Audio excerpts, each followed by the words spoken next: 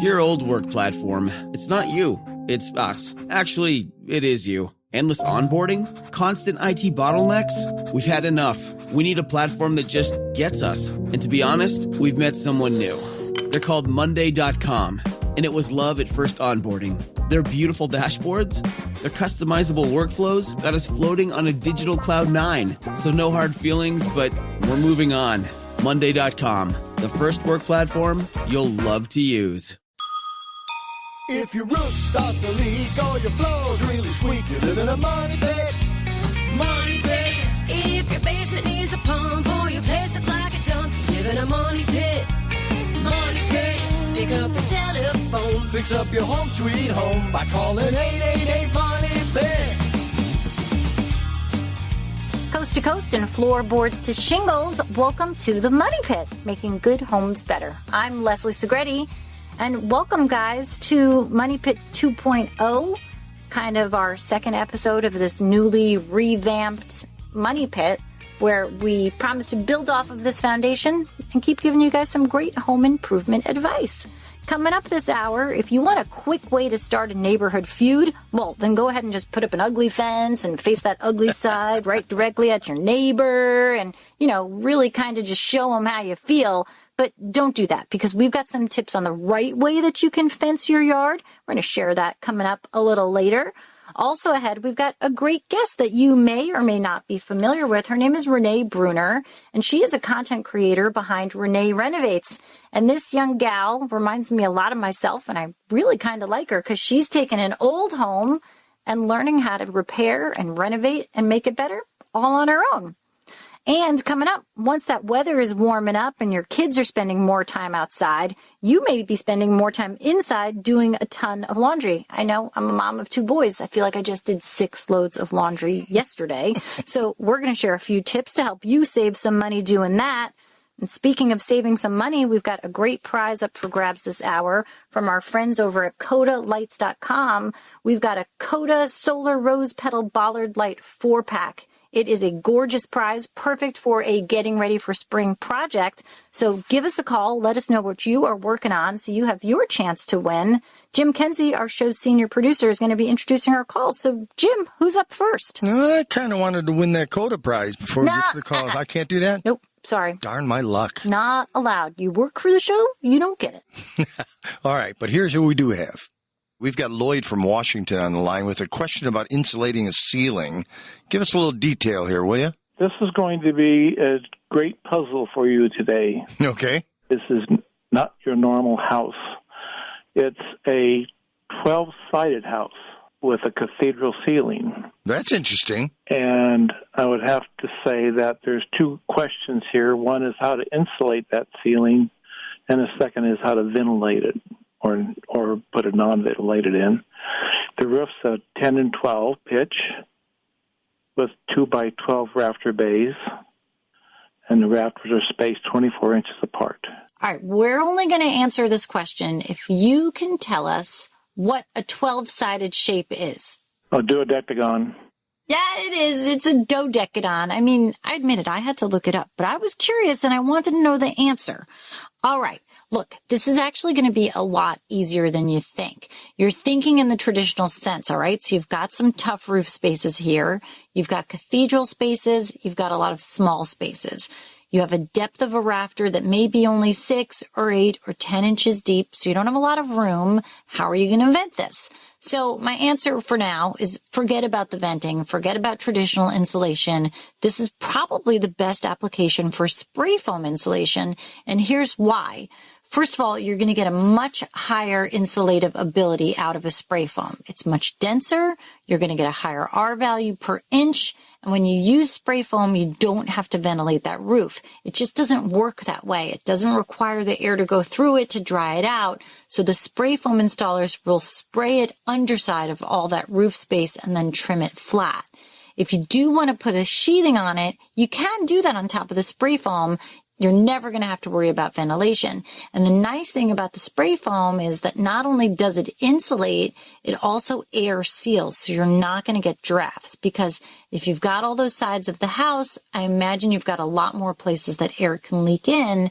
So that spray foam is going to eliminate that as well. I would definitely recommend spray foam for your home. I can remember when Tom, our founder of the Money Pit, put Icynene spray foam insulation in his house. I mean, his house is like 120 years old, maybe more by now. But when he installed that Icynene insulation, the spray foam, and I mean, he had a pro do it, he was just thrilled with how it came out. And he saw those savings like really, I think, on the first month's bill. I can confirm this with Sue, but I swear he talked about how quickly that savings came on and how fast it went down. And I mean, you don't have to worry about opening up the house to do so.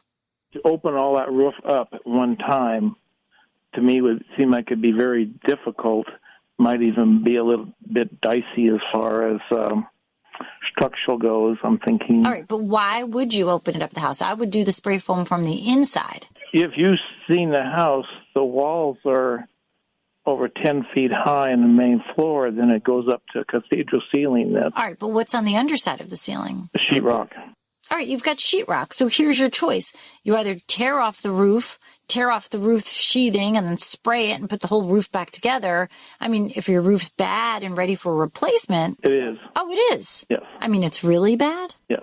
All right, well, then maybe that's the way to go, but then you're going to have to go through the extra work of tearing off what's probably good sheathing. I mean, generally when they replace a roof, they don't always remove the sheathing unless certain parts of it are bad. So generally they take off the shingles and whatever underlayment and then examine the sheathing, make the necessary repairs, and then reinstall the new. But if you want to install the spray foam insulation from the exterior, you've got to take all that sheathing off. I mean, the best part here is just do it from the inside. Remove the ceiling inside the house. Yes, it's 10 feet and it makes it more difficult, but drywallers do this every single day of the week in that height. I mean, even much higher. You'd be amazed. A trained crew of drywallers can move through a house so efficiently.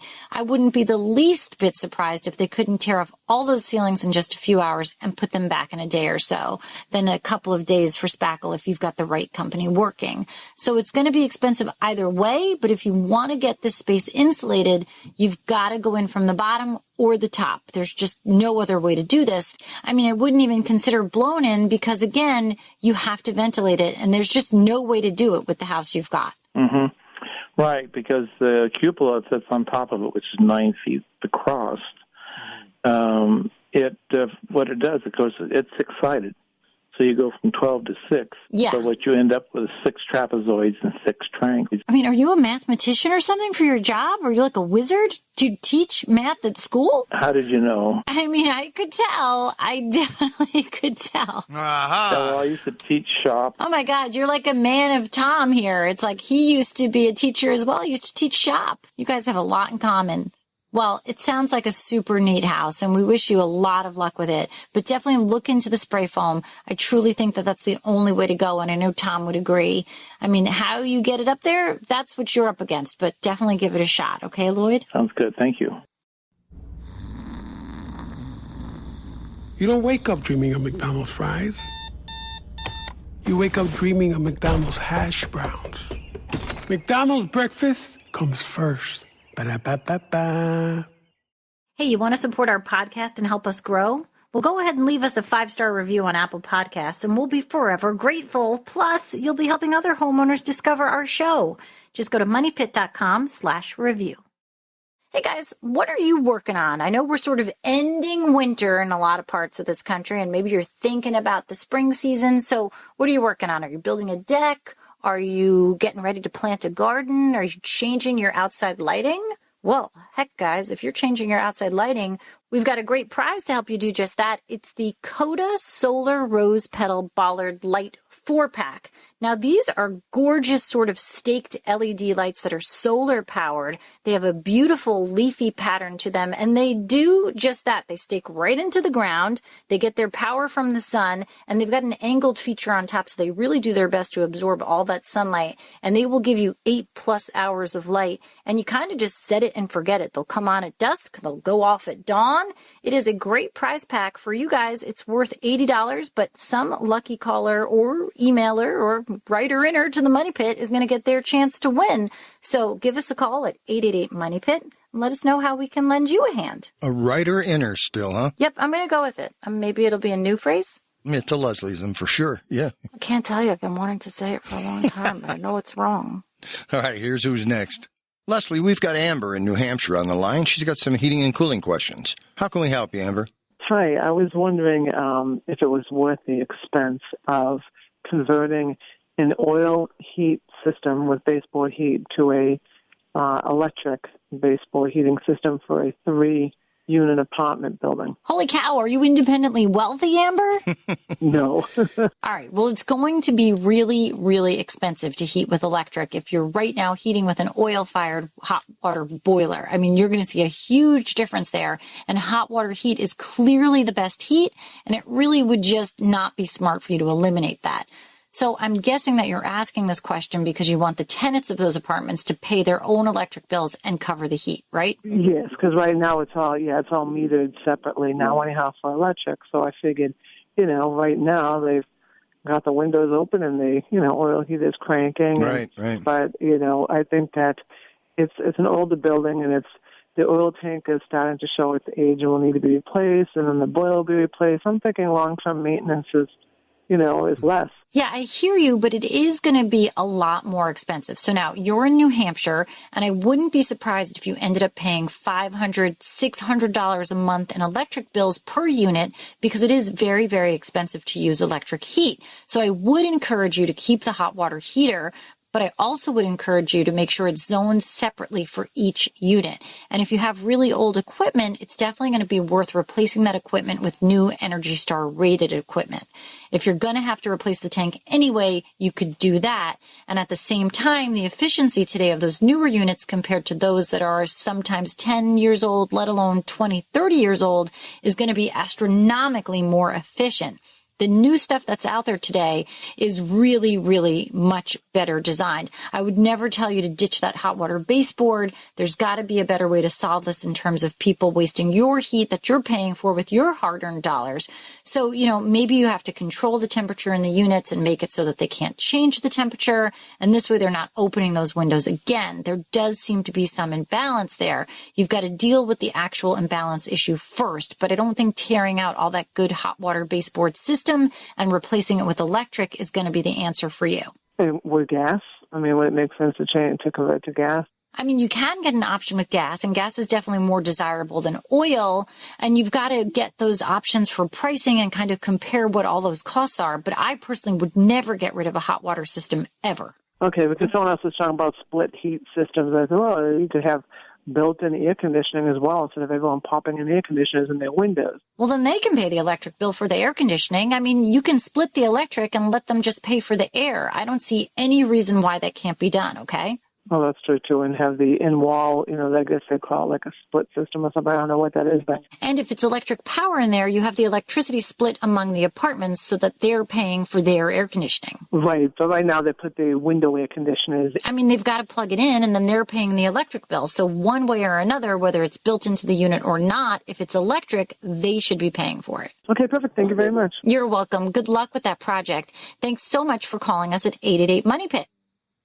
Well, putting up a fence can definitely add style, security, and value to your property, but it can also be an eyesore, a maintenance headache, and possibly cause a battle with your neighbors. So to avoid the pitfalls, you definitely have to plan carefully when you are fencing a property.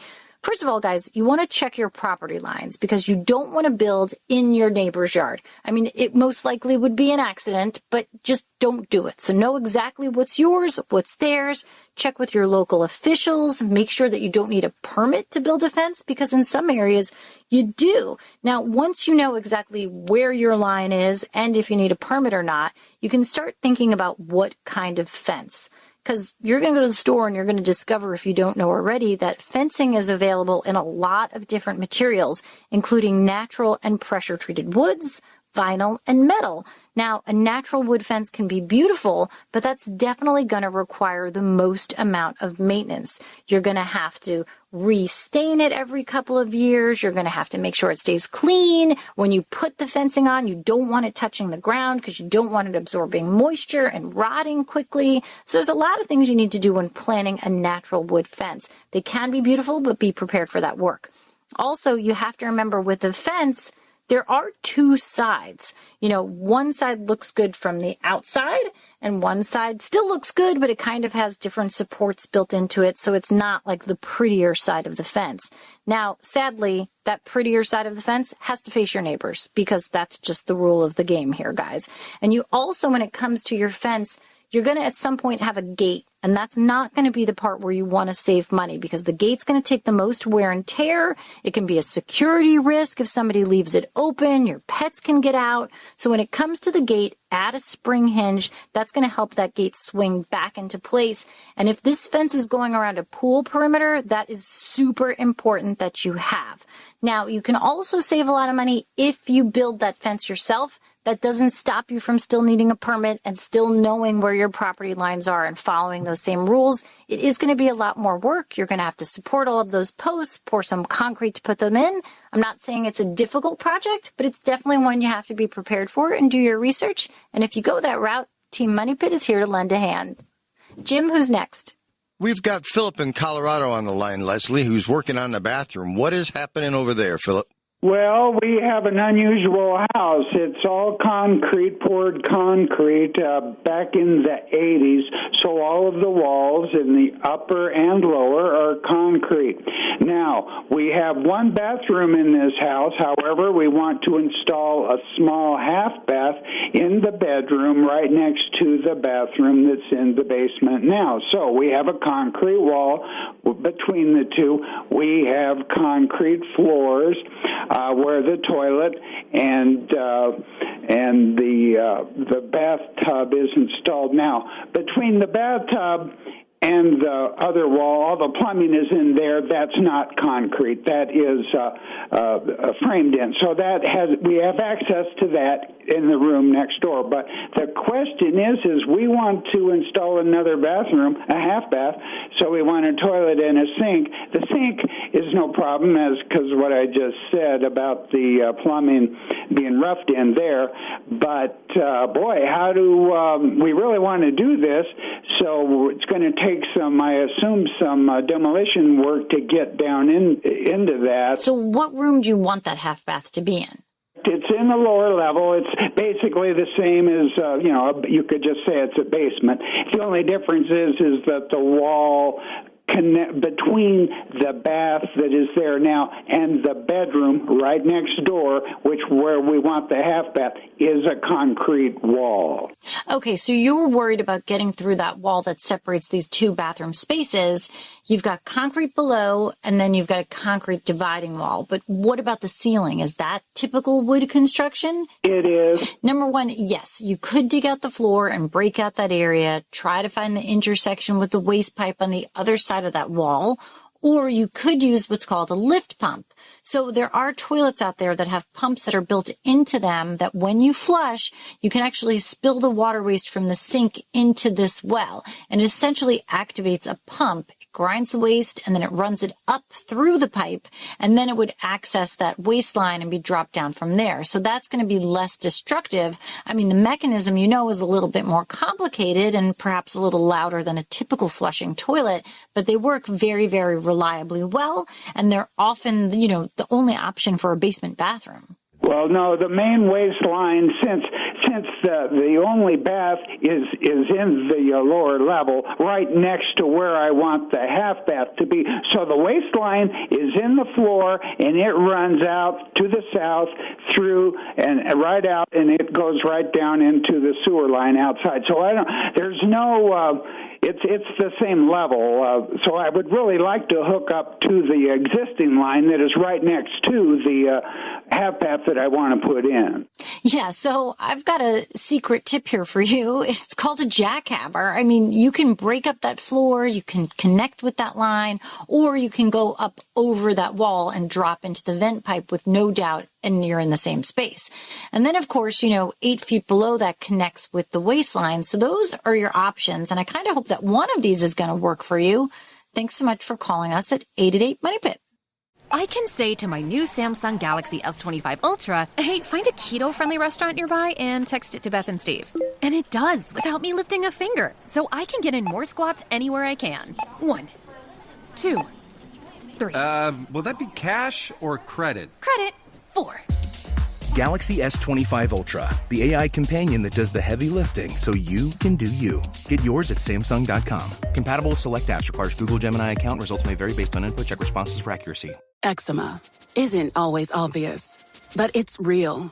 And so is the relief from Ebglyss. After an initial dosing phase of 16 weeks, about 4 in 10 people taking Ebglyss achieved itch relief and clear or almost clear skin. And most of those people maintain skin that's still more clear at 1 year with monthly dosing. Ebglyss, lebrikizumab LBKZ, a 250 milligram per 2 milliliter injection, is a prescription medicine used to treat adults and children 12 years of age and older who weigh at least 88 pounds or 40 kilograms with moderate to severe eczema, also called atopic dermatitis, that is not well controlled with prescription therapies used on the skin or topicals, or who cannot use topical therapies. Ebglyss can be used with or without topical corticosteroids. Don't use if you're allergic to Ebglyss. Allergic reactions can occur that can be severe. Eye problems can occur. Tell your doctor if you have new or worsening eye problems. You should not receive a live vaccine when treated with Ebglyss. Before starting Ebglyss, tell your doctor if you have a parasitic infection. Searching for real relief? Ask your doctor about Ebglyss and visit ebglyss.lilly.com or call 1-800-LILY-RX or 1-800-545-5979.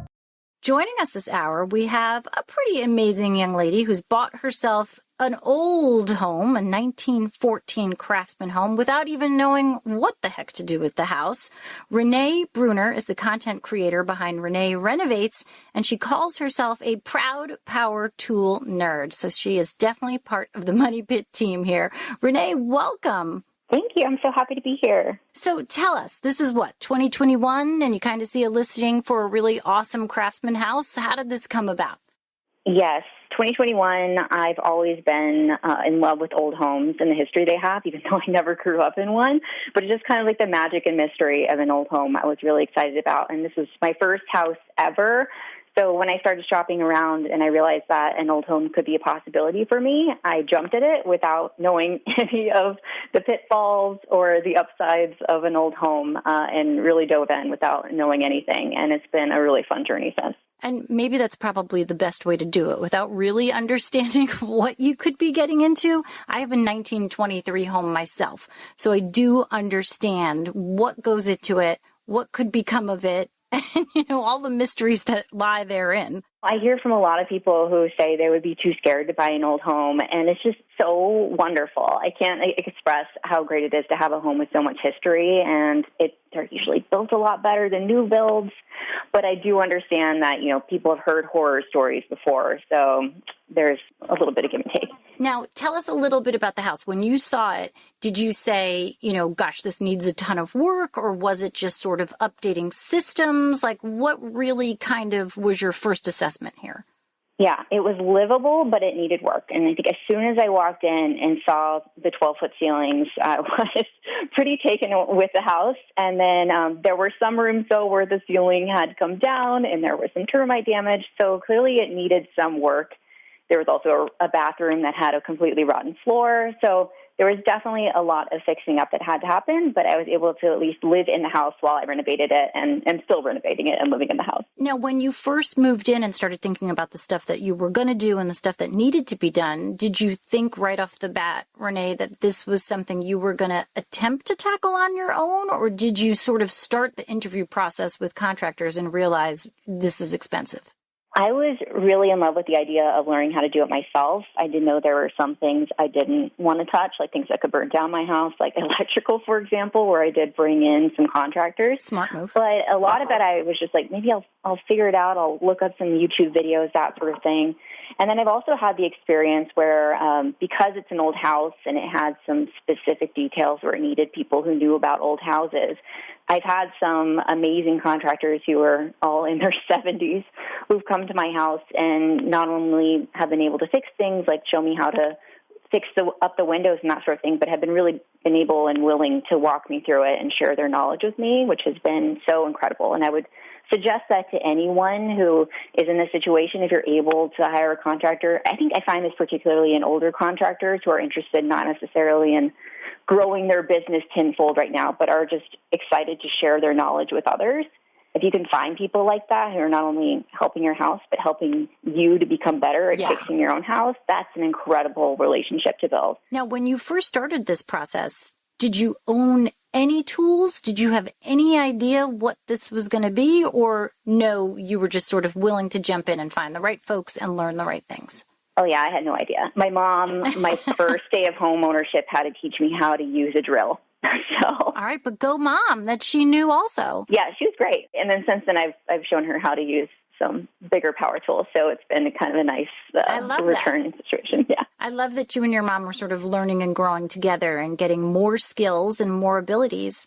Do you find that there's some challenges? I mean, I know I've been renovating homes since the early 2000s. And when I started going into home centers as a young single lady, the guys that worked there were kind of, hesitant to help me out. Do you kind of find a similar approach now, or do you think people have just gotten so used to women in the home improvement field and in the DIY area that they're just really welcoming? Yeah, I think it's a mixed bag. You just never know. There's definitely sometimes, this past week, I was picking out a bunch of lumber, and I had a cart full of lumber, and I had a guy ask me what project I was working on. I told him what I was building, and he said, "Don't push yourself too hard." And I was like, well, if you only have seen the fact that I built all of my kitchen cabinets from scratch and all these things, and sometimes it's just in like a very sweet, older generation kind of way. Unfortunately, I haven't had anyone be very rude with it. And I think maybe that's also just, I'm here in Texas, and you don't really are rude to strangers. There's if you're saying something rude, it might be with a little tongue in cheek. So thankfully, everyone has been it's usually like a sweet joke, and most of the time I take it in stride. But I think at this point, I just kind of giggle. Now, what sort of inspired you to start sharing these renovations and the whole process of home ownership and the project itself on social media? Yeah, I kind of just started sharing my process as a bit of a diary for myself to remind myself what I'd accomplished, and immediately connected with other young people who bought their first home, specifically old homes, and we're all kind of in it together and sharing knowledge, and that was really great. And then as I started sharing more content and more projects, I grew a following and now have over 1 million followers across platforms, which has been so amazing and fun, and they're all wonderful and supportive, and we kind of inspire each other, and they push me to do more in my projects and cheer me on, and it's been a really cool experience. I mean, I really love it. We are talking with Renee Bruner, the content creator behind Renee Renovates, and really a person who picks out beautiful colors. The palette you have chosen for this home is stunning and subdued, but vibrant at the same time. Like, I love this use of this blue-green and these burgundies. Do you have a favorite project so far? Oh, thank you. I would say my kitchen probably, and that's the burgundy one you would be talking about. I love color. I think that's something big in my content. I love color. I love what I call moody spaces. I think with 12-foot ceilings, too, I'm not really afraid of making a room too dark because there's always a lot of natural light and tall ceilings. So my kitchen is all various shades of dark reds and purples, and it feels like the coziest, wonderful cave to cook in, and it's like a piece of art, and I love it. It's a gorgeous space. Do you anticipate being done with your home, or is this a project that's going to go on forever? Oh, gosh. Well, I say I'm going to be done with it because I'd love to be able to work on other projects. Like, I'm currently working on the home that my parents are going to retire in, and but I would love to be able to work on future homes. But there are already some things that I've done in my home where I'm like, ooh, I'd love to revisit that. So I may be caught up in that curse of just constantly working on my house. But honestly, I love it so much, and I'm not really looking to sell. I'm kind of creating my dream home, and I love it. That requires a few iterations, and I'm happy with that. Great. Well, Renee Bruner, the content creator behind Renee Renovates, thank you so much for joining us here at the Money Pit. You can follow along with all of Renee's home improvement adventures at ReneeRenovates.com, and I certainly can't wait to see where you go, and we'd love to have you on again. Thank you so much. I'd love to be back. We've got a great prize to help you with an outdoor project this spring season. Our friends over at CodaLights.com, that's Koda lights.com, has offered up the Coda Solar Rose Petal Bollard Light 4-pack. It's a prize pack worth $80, and it is such an easy, beautiful light to set up. There's no wiring necessary. You just stake that bollard in place, and your pathway glows gorgeously for like 8+ hours every night. As long as it faces the sun, you are going to absorb all of that solar power, and it's got a dusk to dawn technology, so it will come on as soon as the sun goes down and stay on all night. They really are great. Check them out at codalights.com, but give us a call for your chance to win. Your data is like gold to hackers. They're selling your passwords, bank details, and private messages. McAfee helps stop them. Secure VPN keeps your online activity private. AI-powered text scam detector spots phishing attempts instantly. And with award-winning antivirus, you get top-tier hacker protection. Plus, you'll get up to $2 million in identity theft coverage, all for just $39.99 for your first year. Visit McAfee.com. Cancel anytime. Terms apply. I was never really a runner. The way I see running is a gift, especially when you have stage 4 cancer. I'm Anne. I'm running the Boston Marathon, presented by Bank of America. I run for Dana-Farber Cancer Institute to give people like me a chance to thrive in life, even with cancer. Join Bank of America in helping Anne's cause. Give if you can at BofA.com/supportAnne. What would you like the power to do? References to charitable organizations is not an endorsement by Bank of America Corporation. Copyright 2025. Well, after a cold and snowy winter, we're all ready to welcome the warmer temperatures of spring and maybe even a little spring cleaning. I do love spring cleaning. This is kind of the time where you sort through things, you pare down stuff, you empty out those overstuffed closets.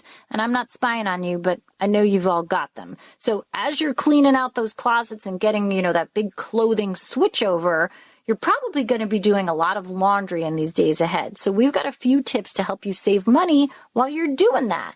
Now, it may seem like, is the washing machine too full? Should I take some stuff out? But you always want to make sure that you run that washing machine with a full load. You're going to use the same amount of energy with that full load versus only washing a handful of items. So fill it up as much as you can without sort of putting stress on the system.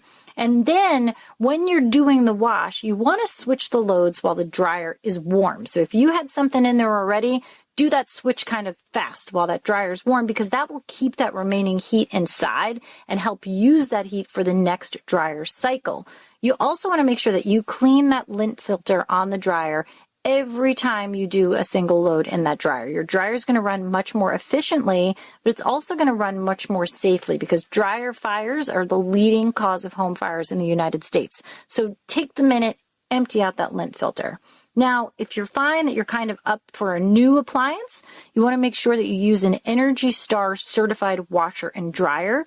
They're going to use 20 to 25% less energy than those conventional models.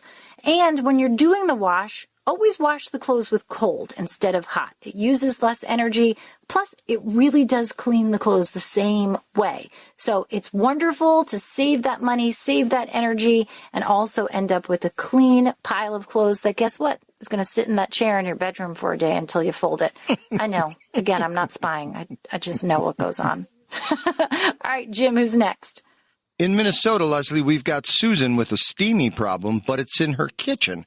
What's going on there, Susan? I have my coffee maker, under the cabinet area. Right. And the steam from the coffee maker tends to make the finish on the cabinets fade.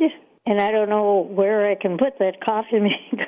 Yeah, I get it, because I too have a small kitchen and really no area without a cabinet above it. So when you're brewing your coffee, if you don't have an island, just pull it well forward of the cabinet so that you can brew the coffee in a safe space where the steam is not going to come up and damage the underside of the cabinets. If you don't have the island, it's inconvenient just for that moment. And then remember, you can store it back under that cabinet. No damage, no worries. Susan, thanks for calling us here at the Money Pit.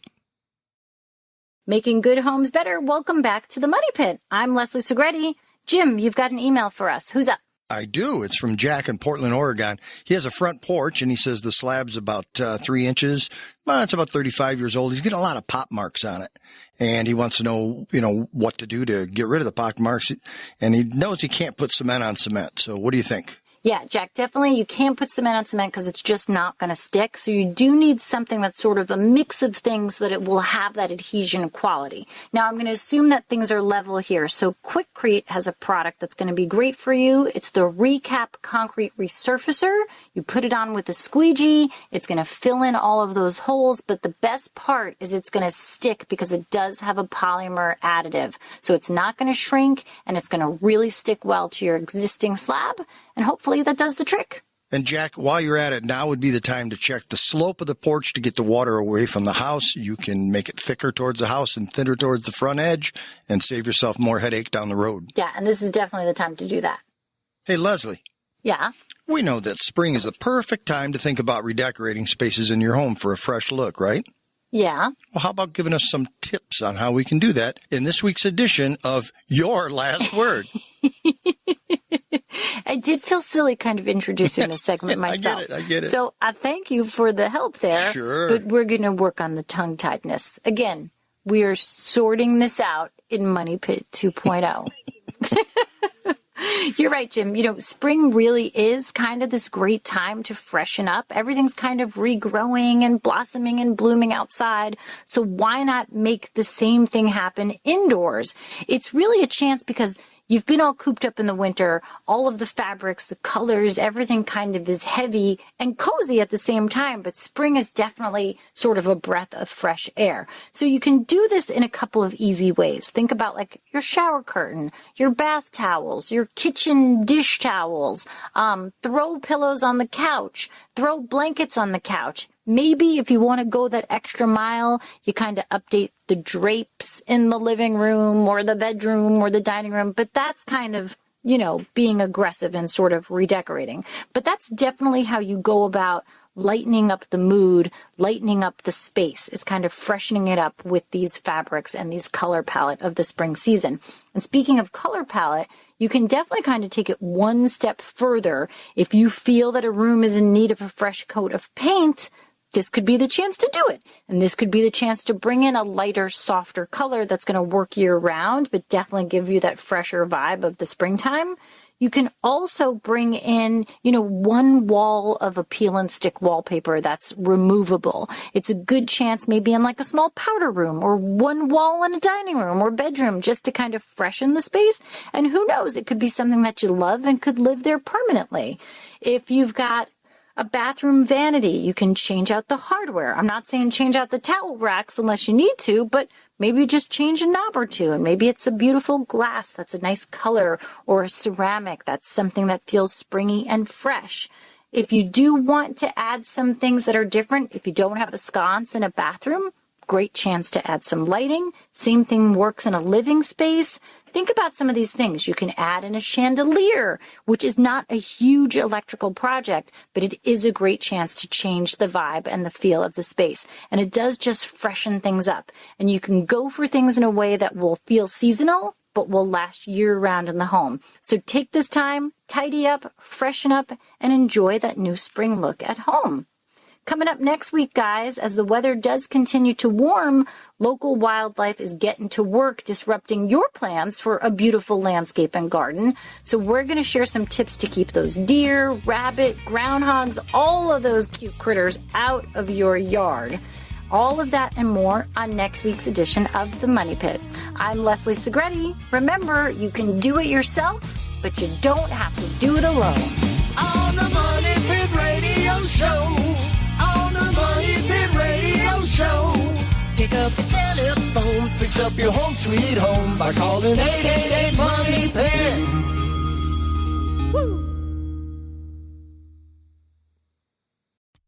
Geico makes it easy to get affordable renter's insurance in as little as 90 seconds.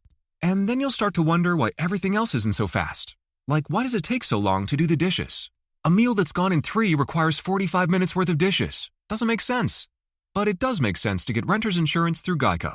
That way, that pile of dirty dishes and the other things you love are covered. Get more with Geico.